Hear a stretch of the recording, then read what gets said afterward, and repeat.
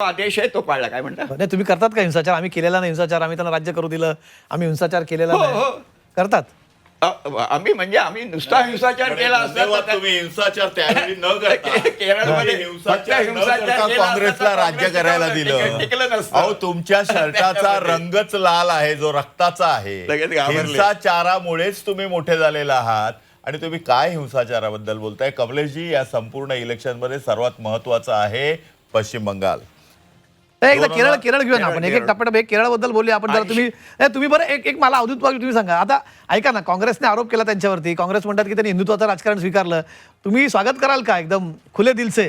किंवा आता कम्युनिस्ट पक्षाने हिंदुत्वाचा स्वीकार केला तिकडे, असं भारतीय काँग्रेस आरोप जनता करतोय. पक्षाचं काँग्रेसच्या भूमिकेचं राजकारण- स्वागत कराल की यांच्या भूमिकेचं स्वागत कराल? भारतीय जनता पक्षाचं राजकारण हा सांस्कृतिक राष्ट्रवादाचं राजकारण आहे, ते हिंदुत्ववादाचं राजकारण नाही.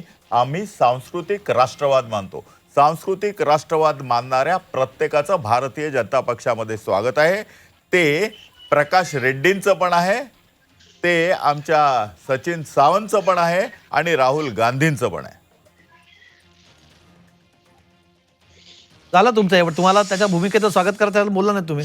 कोणाच्या भूमिकेचं? ते म्हणतात, काँग्रेस म्हणते की यांनी हिंदुत्वाची भूमिका स्वीकारली. वेलकम, हा, आनंद आहे, अभिमान आहे, बरं आहे, येऊ देत. आम्ही घटनेप्रमाणे सबंध आमच्या घराला दरवाजे नाहीत. सबरीमालामध्ये सुद्धा ते तर कोर्टाच्या आदेशाचा आम्हाला अवधूत मान वाघजी सगळ्या देशाला माहिती, भाजपच्या घराला दरवाजे नाही ते सगळं. हा, भाजपच्या घराला दरवाजे नाहीये ते सगळं आता जगाला माहिती आहे. आणि ते शनी शिंगणापूर सारखे उघडे दरवाजे आहेत. हा, बोला सचिनजी.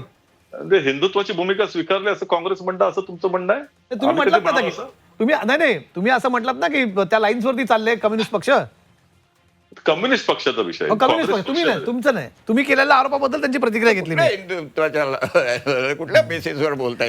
मला थोडंसं केरळबद्दल बोलते मी. काही आकडे दाखवायचे मला स्क्रीनवरती, काय कशा प्रकारे ही आकडेवारी राहिलेली आहे. जरा स्क्रीनवरती आपण मागे ग्राफिक्सच्या माध्यमातून दाखवूया जरा की काय केरळमध्ये कशा प्रकारचे हे आकडेमोड जर आपण समजून घेतली जरा बरं राहील आपल्या प्रेक्षकांना. LDFने 140 जागा लढवल्या, 42 जागांवरती आघाडी. स्ट्राईक रेट 30चा राहिला तिथे LDFचा.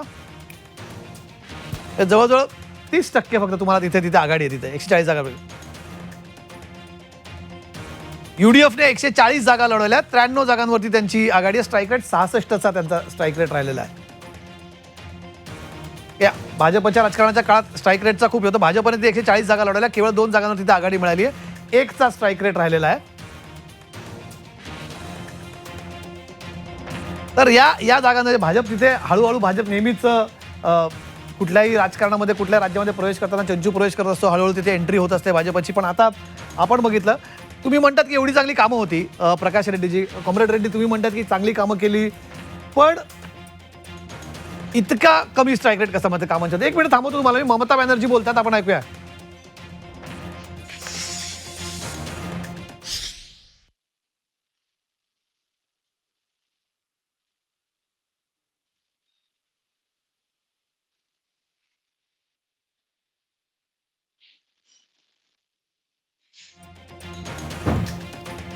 पुन्हा एकदा जाऊया, काय म्हणतात त्यांचा ऑडिओ आपल्याला ऐकू येतो. आता पुन्हा जाऊया ममता बॅनर्जी यांच्याकडे. त्यांचा आवाज आपल्याला येत नव्हता काही तांत्रिक अडचणींमुळे.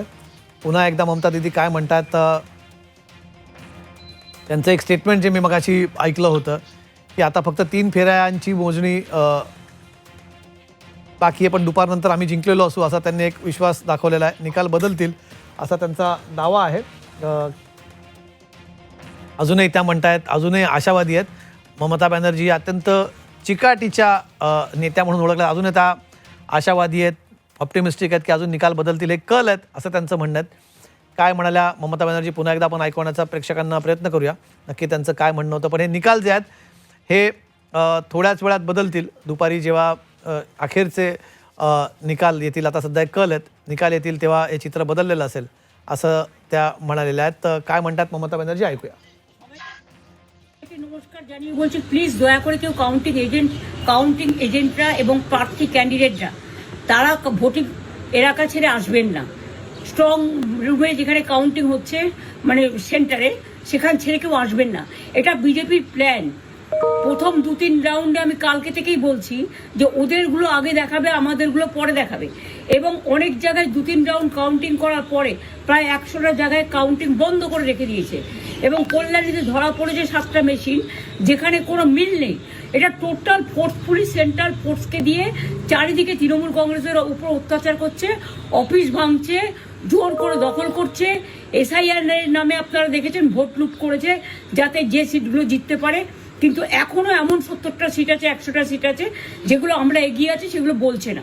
টোটালটাই মিথ্যে নিউজ খাওয়াচ্ছে।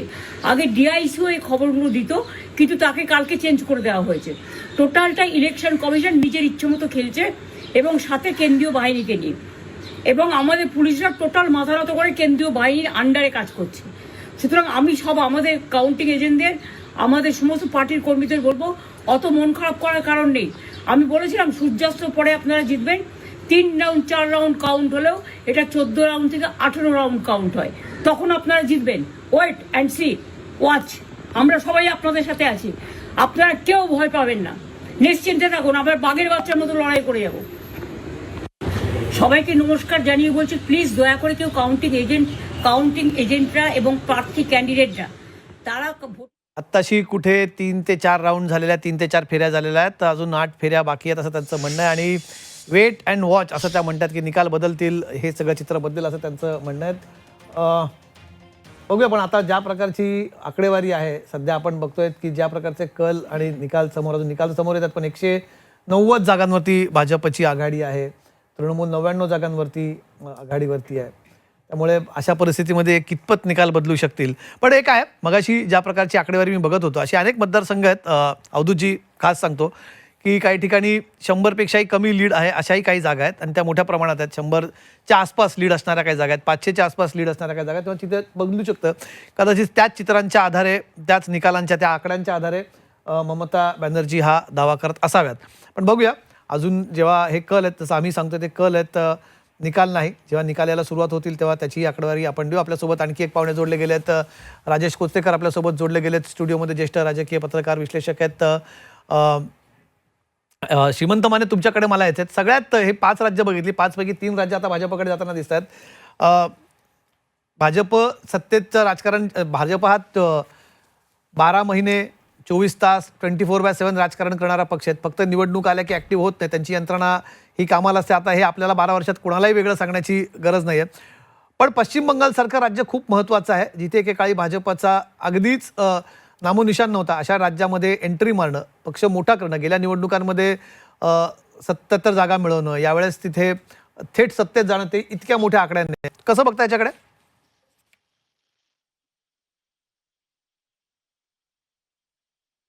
तुमचा आवाज येत नाही. असं माझं मत आहे. कारण 2019 मध्ये, म्हणजे 2011ला ममता बॅनर्जी सत्तेवर आल्यानंतर 5 वर्षामध्येच जो अस्वस्थ झालेला जो डावा मतदार होता, आणि डावा मतदार पश्चिम बंगालमध्ये डावा मतदार म्हणजे कोण, तर सगळे बद्र लोक, म्हणजे जो समाजातले जे वरिष्ठ, जे सगळे एस्टॅब्लिश्ड अशा पद्धतीचा जो वोटर आहे, तर तो अस्वस्थ होता पहिल्या 5 वर्षामध्येच. आणि काँग्रेसचा तर त्याच्या अगोदर, कारण काँग्रेसची सगळी स्पेस तृणमूल काँग्रेसनीच अगोदरच ऑक्युपाय केलेली होती, त्यामुळे काँग्रेसचं काही फारसं अस्तित्व नव्हतं. 2019ची लोकसभा निवडणूक ही पश्चिम बंगालच्या एकूण राजकारणाच्या दृष्टीने निर्णायक निवडणूक होती. ज्या पद्धतीचं 22 जागांचं यश म्हणजे यांना मिळालं भाजपला, तर ते खरं तर 18 जागांचं यश, आणि 22 जागा या तृणमूलच्या होत्या. 42 पैकी यांच्या 40 जागा होत्या. तर ही जी स्थिती होती, तर त्या स्थितीमध्ये खरं तर 2021लाच भाजपचं सरकार यायला पाहिजे होतं. त्याच्यामध्ये फक्त एक अडचण झालं कमलेश. काय झालं की हा पश्चिम बंगाल हा प्रचंड स्वतःच्या अस्मिता बाळगणारा असा प्रदेश आहे. त्यांच्या म्हणून आयकॉन्स आहेत, आणि ते सगळ्या सेक्टरमधले आहेत. त्या फिल्म पासून आर्ट, कल्चर, सगळ्या क्षेत्रांमध्ये स्वतःच्या आयकॉन्सवरती, स्वतःच्या अस्मितेवरती प्रचंड प्रेम करणारा असा तो प्रदेश आहे. आणि 2019ला ज्या वेळेला भाजपची लाट होती अक्षरशः पश्चिम बंगालमध्ये, त्यावेळेला शेवटच्या टप्प्यामध्ये कलकत्त्यामध्ये आपल्याला आठवत असेल की पंडित ईश्वरचंद विद्यासागरांच्या पुतळ्याची तोडफोड झाली होती. आणि ती तोडफोड झाल्यामुळं तो जो डाव्यांचा मतदार जो शिफ्ट होत होता भाजपकडे सगळा ममता बॅनर्जींच्या विरोधात, तो शेवटच्या टप्प्यामध्ये थबकला आणि शेवटच्या टप्प्यातल्या ज्या 9 जागांमध्ये जे मतदान आणि कलकत्ता आणि आजूबाजूच्या जागांवरती जे मतदान होतं त्याच्यापैकी 7 जागा तृणमूलनी जिंकल्या आणि त्या स्पर्धेमध्ये